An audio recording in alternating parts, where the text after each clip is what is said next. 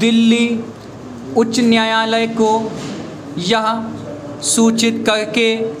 कि उसे केंद्र सरकार के सहयोग पोर्टल पर आने के लिए बाध्य नहीं किया जा सकता। सोशल मीडिया प्लेटफॉर्म ने एक ऐसी प्रणाली को प्रकाश में लाया है जिसका सरकार द्वारा इंटरनेट पर सामग्री को रोकने के लिए अपने प्रयासों में संभावित रूप से दुरुपयोग किया जा सकता है। पोर्टल, जिसकी अवधारणा सरकार द्वारा एक ऐसे मंच के रूप में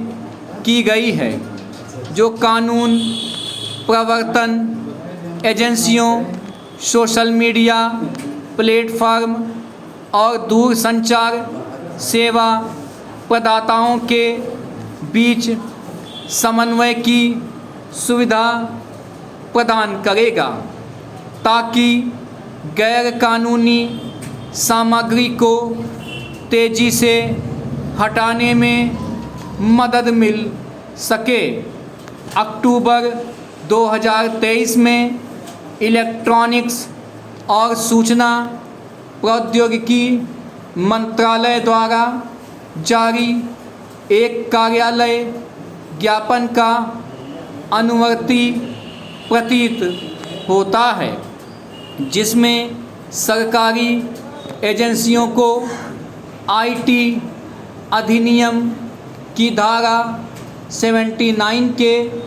तहत सामग्री को अवरुद्ध करने के लिए अधिकृत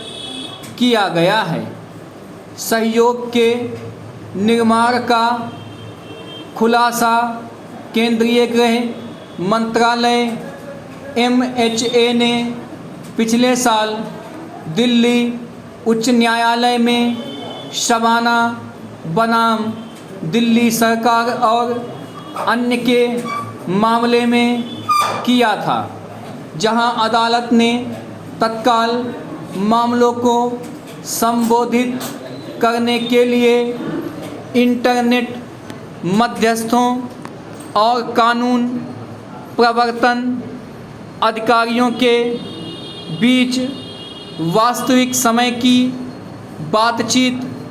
को सक्षम करने के लिए एक तंत्र की आवश्यकता पर जोर दिया था। आईटी अधिनियम की धारा 79 मध्यस्थों को सुरक्षित बंदरगाह सुरक्षा प्रदान करती है ताकि वे अपने प्लेटफॉर्म पर या उसके माध्यम से होस्ट या प्रसारित तीसरे पक्ष की सामग्री के लिए उत्तरदायी ना हों। वे कुछ शर्तों का पालन करें। धारा 79(3)(b) इस सूचना के लिए एक अपवाद प्रदान करती है यदि किसी मध्यस्थ को वास्तव में जानकारी मिलती है या सरकारी एजेंसी द्वारा अधिसूचित किया जाता है कि कुछ सामग्री का उपयोग किसी गैर कानूनी कार्य को करने के लिए किया जा रहा है, तो उसे उस सामग्री तक पहुंच को तुरंत हटाना या अक्षम करना होगा। ऐसा न करने पर वह सुरक्षित बंदरगाह सुरक्षा खो देगा। पैरा धारा 79(3)(b) का उपयोग करके कंटेंट टेक डाउन पोर्टल बनाने में सक्षम बनाने के लिए सरकार, जैसा कि याचिका में सही दावा किया है, आईटी अधिनियम की धारा 69A के तहत सीमित सुरक्षा उपायों को दरकिनार कर देती है, जो केवल राष्ट्रीय सुरक्षा और सार्वजनिक व्यवस्था जैसे विशिष्ट आधारों पर कंटेंट को ब्लॉक करने की अनुमति देती है और किसी नामित अधिकारी की स्वीकृति, लिखित औचित्य और किसी भी ऐसे ब्लॉकिंग अनुरोध की स्वतंत्र समीक्षा जैसे प्रक्रियात्मक सुरक्षा उपायों को अनिवार्य करता है। सोशल मीडिया का दावा भी उचित रूप से सहयोग को अनियंत्रित सेंसरशिप के लिए एक उपकरण के रूप में इस्तेमाल किए जाने की संभावना को बढ़ाता है, क्योंकि यह मंत्रालय राज्य सरकारों और स्थानीय पुलिस सहित कई सरकारी एजेंसियों को धारा 69A के प्रावधानों के विपरीत ब्लॉकिंग शक्तियां रखने की अनुमति देगा। यदि सहयोग को ब्लॉकिंग आदेशों को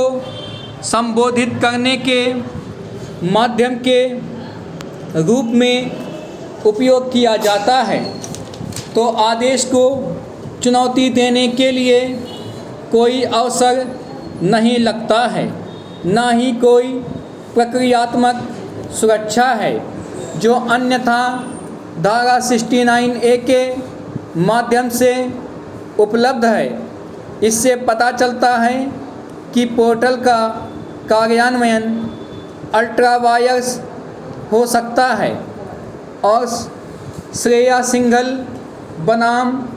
भारत संघ में सुप्रीम कोर्ट के फैसले का उल्लंघन करता है, जबकि दिल्ली और कर्नाटक उच्च न्यायालय सोशल मीडिया